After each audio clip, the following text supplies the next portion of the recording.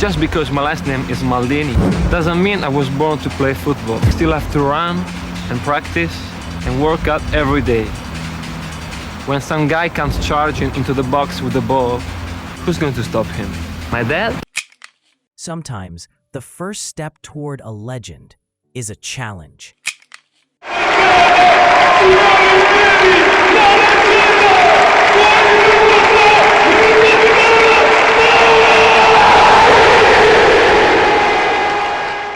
The stadium rises, not for a goal and not for a trophy, but for a man who became more than Milan's captain, because he became the way the club understood itself. There are footballers who become legends, and then there are the ones who become an era. And Paolo Maldini is an era shaped by dynasty, by the weight of a surname, and by the rare truth that a defender can be more beautiful to watch than any forward. In this video, I will show you why the best attackers in the world felt against him like they were not facing a man at all, but the rules of the game. Paolo Maldini's story began long before he was born. His father, Cesare Maldini, was already dominating on the pitch. He was such a commanding Milan captain that in 1963, he helped the club win their first European Cup. Cesare was known as an iron captain, probably because you did not mess with him, and he did not let even a mosquito get past. Then on June 26, 1968, Paolo was born, inheriting not only a famous surname, but also an enormous weight of expectation. His childhood unfolded in the shadow of a superstar father. As Paolo later joked, it was both a blessing and a brutal challenge. I knew I'd have to work twice as hard to prove I wasn't here just because I'm the captain's son. While all his friends dreamed of scoring goals, Paolo must have heard enough of his dad's stories to decide that defending could be just as fun. At 10 years old, he was already in Milan's academy. Unlike his father, who was ironed through the middle, Paolo chose to play on the flank. He moved like a dancer, graceful and perfectly balanced, and even though he was strong, he was never rough. It was not just football, it was elegance in its purest form, and that became his trademark. Debut at 16, the start of history. His professional debut came on January 20th, 1985, when he was only 16. On a cold, foggy day against Udinese, coach Nils Lidholm was forced to bring the young Maldini on as a substitute.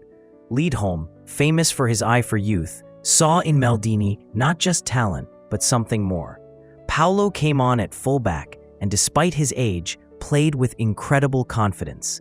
After the match ended 1-1, Lidholm said, "He has everything to become great, but most importantly, he has heart.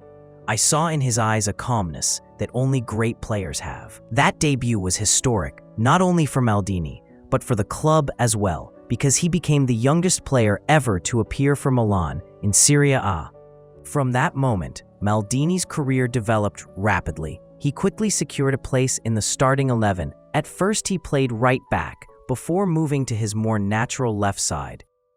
In 1987, Arrigo Sacchi arrived at Milan and changed both the club's tactics and world football forever. Under Sacchi, alongside legends like Franco Baresi, Alessandro Costacurta, and Mauro Tosatti, Paolo became an essential part of what many call the greatest defensive four in football history. That backline operated like a single organism, using Sacchi's famous zonal system and offside trap, and giving opponents almost no chances.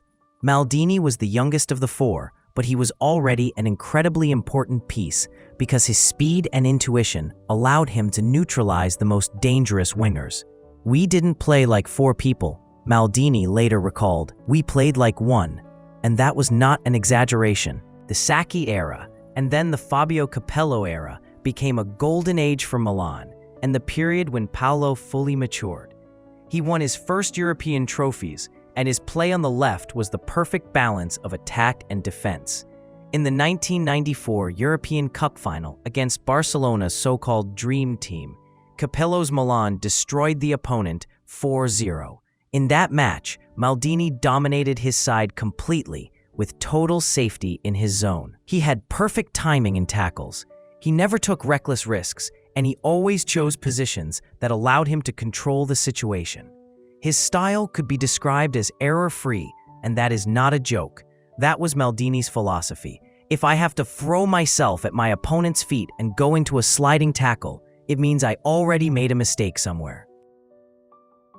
Ronaldo, one of the greatest players in history, once said he was the hardest defender I ever played against. He was always one step ahead, even when it seemed like I had the advantage. He was absolutely perfect. It is the best description of Maldini's style, not brute force, but intelligence, anticipation, and flawless technique.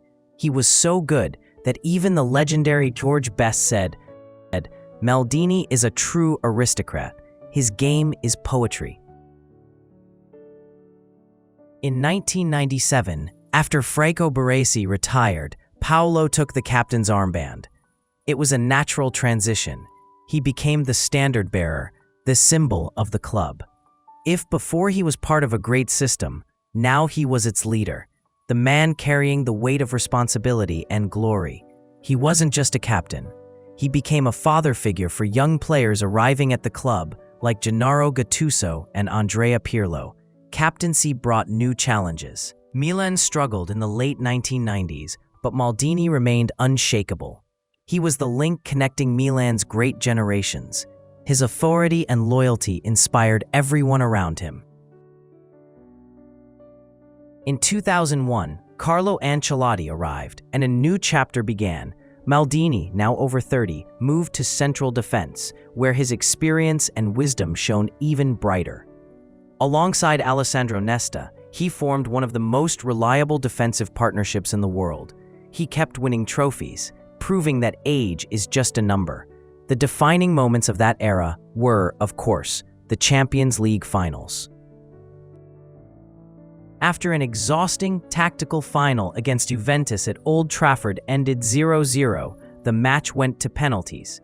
Maldini wasn't one of the takers, but his leadership on the pitch was undeniable. Milan won, and Paolo lifted the trophy, just as his father had done 40 years earlier. It was an especially emotional moment because Cesare was watching from the stands. The victory symbolized the continuity and greatness of the Maldini dynasty. In 2005, Milan faced Liverpool in the Champions League final. The start was perfect. In the 52nd second, Paolo scored, becoming the oldest player to score in a Champions League final. By halftime, it was 3-0, and it felt like the trophy was already in Milan's hands. But in the second half, Liverpool produced an unbelievable comeback. 3 goals in 6 minutes, then extra time, and then victory on penalties. It was one of the most painful defeats of Maldini's career. And yet, even then, after the match, Maldini led the team to thank the fans, showing true class and greatness. 2 years later, in 2007, Milan reached the Champions League final again against Liverpool. It was a chance for revenge, and Milan took it. 2 goals from Filippo Inzaghi brought a 2-1 win. At almost 39, Paolo Maldini lifted the trophy once more, proving his loyalty and persistence had no limits. It was the perfect ending to his European club story. Despite unprecedented success at club level, Maldini's Italy career was filled with disappointment. He played in 4 World Cups and 3 European Championships, but never won a major international tournament. He came closest in 1994 in the United States, when Italy lost the final to Brazil on penalties. Maldini, who had played a brilliant tournament, was devastated. In 2000 at the Euros, Italy let victory slip away in the final, conceding to France in the final minutes. "I'm missing a win with the national team," he said, "but I have no regrets. I gave everything I could." He left the national team in 2002 and didn't go to the World Cup that Italy later won, which may have been the biggest regret for Italian fans. The last years weren't easy with injuries, age, and frustration, but Maldini continued to play at the highest level. On May 25, 2009, at age 40, he played his last home match at San Siro against Roma. In the stands, banners appeared reading "Grazie Paolo," meaning "Thank you, Paolo," and "Only one captain." It was an emotional moment that showed how much he meant to the fans. There were conflicts with a group of ultras who hung an insulting banner. Maldini responded, "I'm proud that I'm not like them. I'm someone who has always treated everyone with respect." That incident couldn't stain his greatness.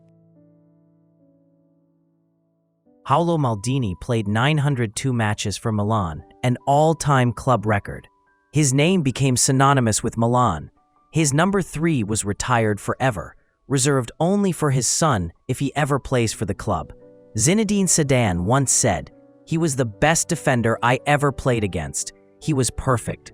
That line, like many others, captures exactly what Maldini was on the pitch. In the 2003 Champions League final, Paolo was named man of the match.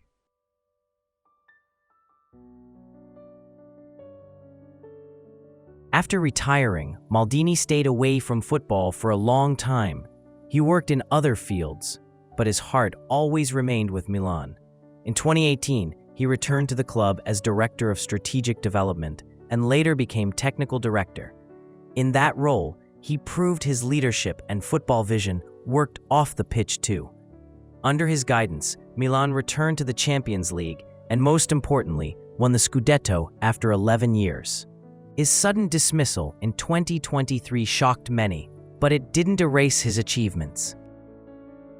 Paolo Maldini is not just a footballer. He's a symbol of loyalty, professionalism, and longevity.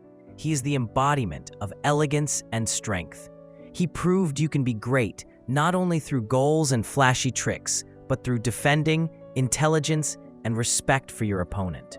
And his story will inspire many generations to come.